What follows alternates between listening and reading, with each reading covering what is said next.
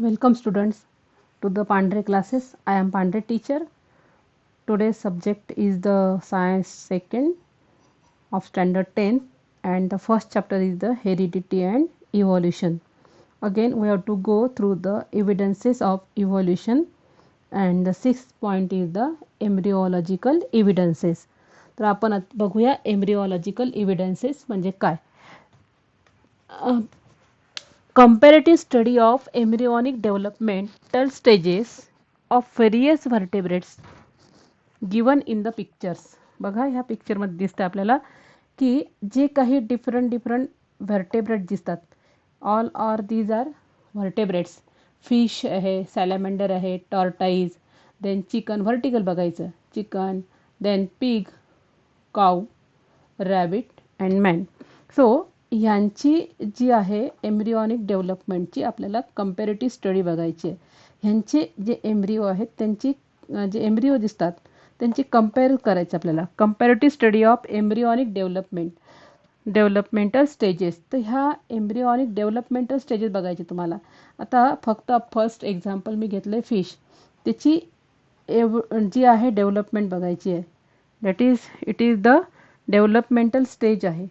दिसते तुम्हाला. तर इथून फर्स्ट स्टेज, नंतर ही सेकंड स्टेज, ही थर्ड स्टेज, लास्ट बघूया आपण ह्युमन बिंग किंवा मॅनमध्ये. तर हा एम्ब्रिओ नंतर सेकंड स्टेजला तो थोडासा ओळखायला येतो, क्लिअर होतो आणि थर्ड स्टेजला पूर्णपणे हा इथे क्लिअर होतं की हा जो एम्ब्रिओ आहे हा ह्युमनचा आहे.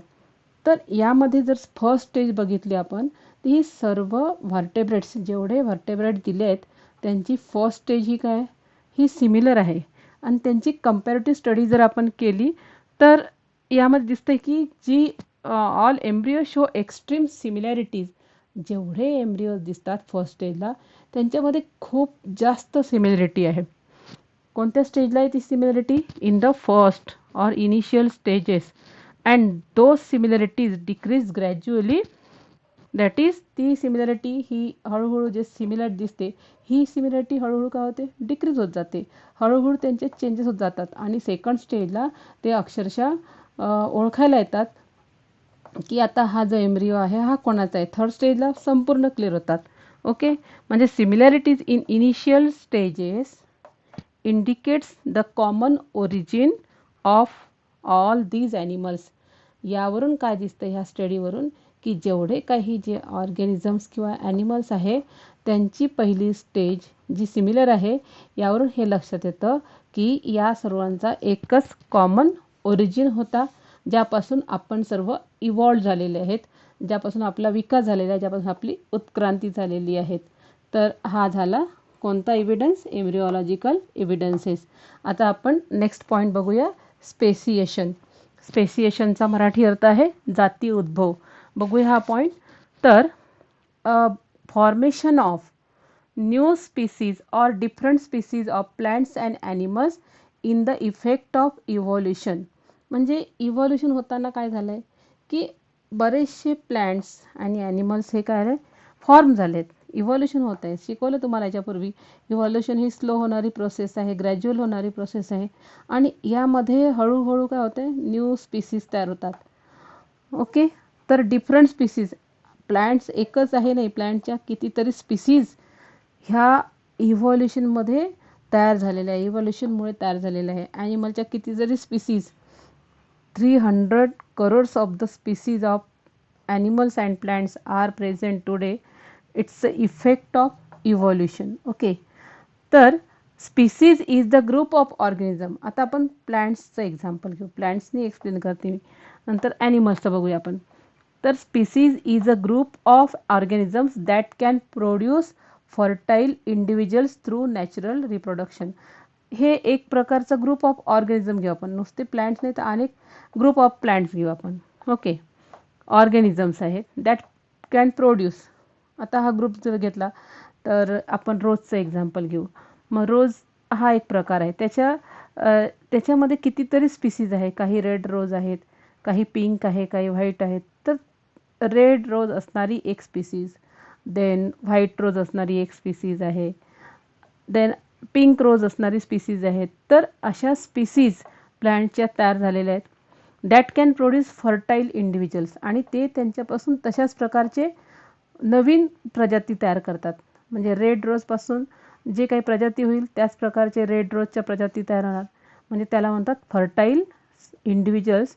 आणि हे कसं होत असते, it is only the natural selection, natural reproduction आहे.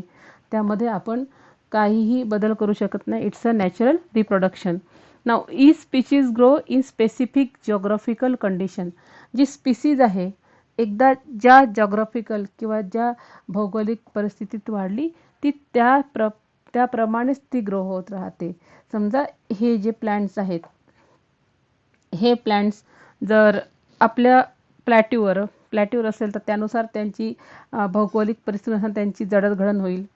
हेच प्लॅन्ट जर एखाद्या डेझर्टमध्ये वाढले तर त्यांचं जी जडणघडण आहे ती त्या प्रकारे तयार होईल. म्हणजे यांच्या वाढीला कारणीभूत काय, जॉग्राफिकल कंडिशन्स किंवा भौगोलिक परिस्थिती. त्यानुसार त्यांचं, आता हे प्लॅन्ट झालं त्यामध्ये आपण एक्झाम्पल घेतलं कॅक्टस.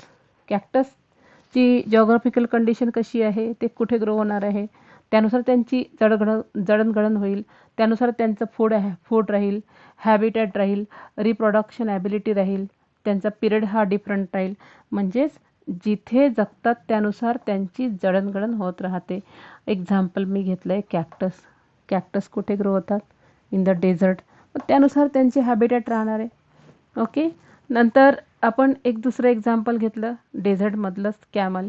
मग कॅमल देखील, याच्या देखील प्रजाती ह्या कुठे ग्रो होतात, व्यवस्थित जॉग्राफिकल रिजन आणि ती जॉग्राफिकल कंडिशन डेझर्ट कंडिशन, त्यानुसार त्यांचंच हॅबिटॅट राहील, त्यांचं रिप्रोडक्टिव्ह ॲबिलिटी राहील, त्यांचा पिरियड राहील, त्यांचं फूड राहील. ओके. देन जेनेटिक व्हेरिएशन, नुसतं इव्हॉल्युशन नाही तर जेनेटिक व्हेरिएशन.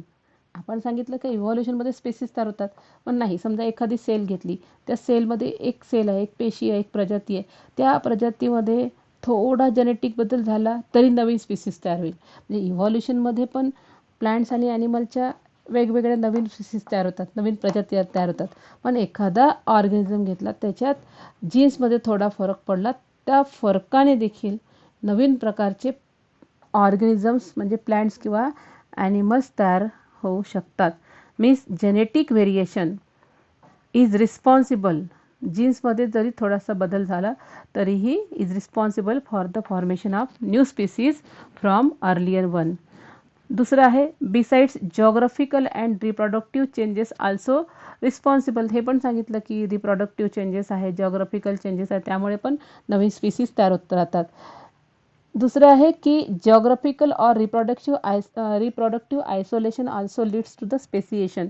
म्हणजे एखादी जी भौगोलिक परिस्थिती आहे किंवा जे रचना आहे त्यामुळे देखील त्या प्रकारचे लिव्हिंग ऑर्गॅनिझम हे आयसोलेट होतात, ते इकडे येऊ शकत नाही. त्यामुळे पण देखील काय होतं, स्पेसिएशन.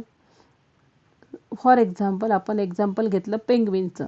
पेंग्विनची जॉग्राफिकल कंडिशन आहे, त्यानुसार त्यांचं रिप्रोडक्टिव्ह आयसोलेशन जे आहे, रिप्रोडक्शन, त्यानुसार देखील त्यांचं आयसोलेशन झालेलं आहे. म्हणजे त्यामुळे ते वेगळे आहेत, अलिप्त आहेत ते, आणि तशा प्रकारचे आयसोलेशन असल्यामुळे त्यांच्यामध्ये स्पेसिएशन तयार झाले. ते कुठेही एकत्र येऊ शकत नाही. त्यांची एक विशिष्ट प्रकारची प्रजाती आहे, that is called as the isolation which leads to the speciation. त्यांच्या अलगीकरणामुळे त्यांची एक वेगळी स्पेसिएशन किंवा जाती उद्भव झालेला आहे. ओके, पॉईंट क्लिअर झालं आहे. तर आपण बघूया next that is the Darwin's theory of natural selection. बघूया आपण हा पॉईंट. यामध्ये ही जी थेअरी आहे, या थेअरीमध्ये डार्विन्सनी वेगवेगळे स्पेसिमन्स जे असतात प्लांट्स आणि ॲनिमल्सचे कलेक्ट केले.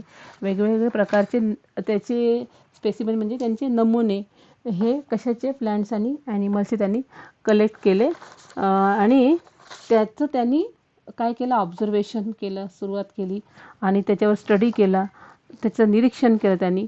आणि त्यावरून त्यांनी एक निष्कर्ष काढला, that is the survival of fittest. म्हणजे जे सक्षम असतील, जे स्ट्रॉंग असतील तेच जगतील, अशी थेरी त्यांनी नॅचरल सिलेक्शनची पब्लिश केली. म्हणजे natural selection, theory of natural सिलेक्शनमध्ये त्यांनी सांगितलं की सर्वायवल ऑफ फिटेस्ट हे सांगितलं, आणि त्यानुसार जे जगतील तेच सक्षम, म्हणजे जे सक्षम असतील तेच जगतील असं त्यांनी सांगितलं आहे. त्यानुसार त्यांनी एक बुक देखील त्यांचं प्रसिद्ध केलं आहे, पब्लिश केलं आहे. त्याचं नाव आहे ओरिजिन ऑफ स्पीसीज, आणि ओरिजिन ऑफ स्पीसीज हे देखील पुस्तक त्याने प्रसिद्ध केले.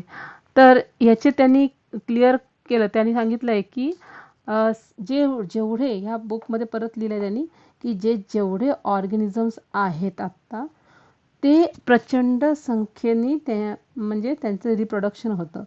त्याला म्हणतात प्रॉलिफिकली. जे जन्माला आलेले आहेत सजीव ते प्रचंड प्रमाणात प्रॉलिफिकली काय करतात, रिप्रोडक्शन करतात. रिप्रोडक्शन नंतर झाल्यावर त्यांच्यात कॉम्पिटिशन तयार होते.